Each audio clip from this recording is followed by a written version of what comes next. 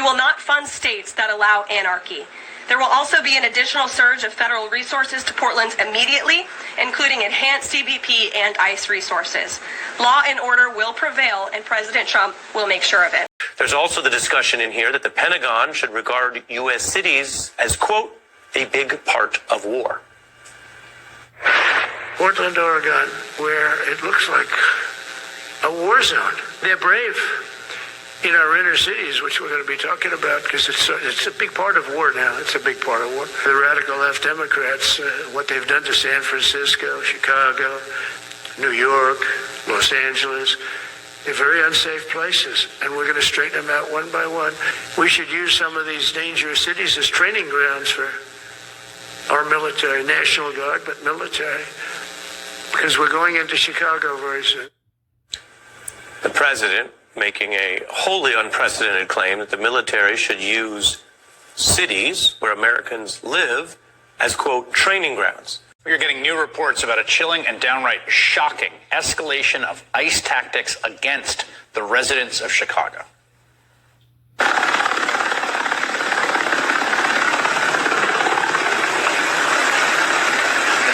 Hundreds of armed federal agents and police, backed up by riot trucks, smoke grenades, and helicopters, breached fences and busted doors in an immigration raid on an entire apartment building on the city's south side. They pulled dozens of residents from their homes and zip ties, including children, some of them without any clothes. They then held some outside for hours and dragged the others into rented vans. It was scary because I've never had a gun put in my face. Neighbors like Ebony Watson says they ducked for cover as they heard several flashbangs go off. They was terrified. The kids was crying. People was screaming. They looked very distraught. I was out there crying when I seen the little girl come around the corner. Because they was bringing the kids out too. Had them zip tied to each other. One of them literally laughed. He was standing right here. He said, them kids. They zip tied the kids together. ICE put out a statement saying they were pursuing Trinidad gang members, but U.S. citizens living in the building say they were detained too. The cops told them that if they had any unrelated warrants, they wouldn't be going back home.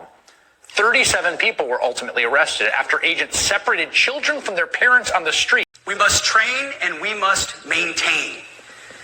Any moment that we are not training on our mission or maintaining our equipment is a moment we are less prepared for preventing or winning the next war. That is why today, at my direction, we are drastically reducing the ridiculous amount of mandatory training that individuals and units must execute. We've already ended the most egregious.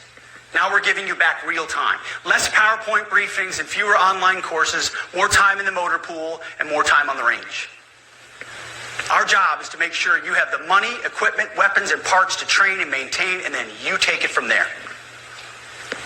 You all know this because it's common sense.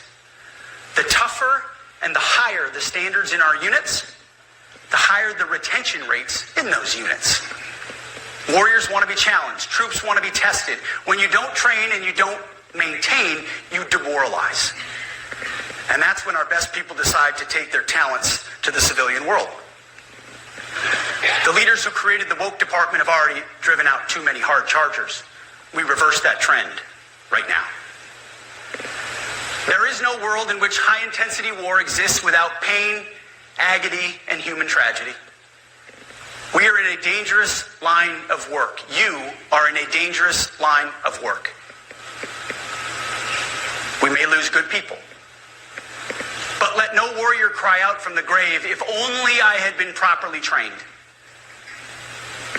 We will not lose warfighters because we failed to train or equip them or resource them. Shame on us if we do. Train like your warriors' lives depend on it. Because they do. To that point, basic training is being restored to what it should be. Scary, tough, and disciplined. We're empowering drill sergeants to instill healthy fear in new recruits, ensuring that future warfighters are forged. Yes, they can shark attack, they can toss bunks, they can swear, and yes, they can put their hands on recruits.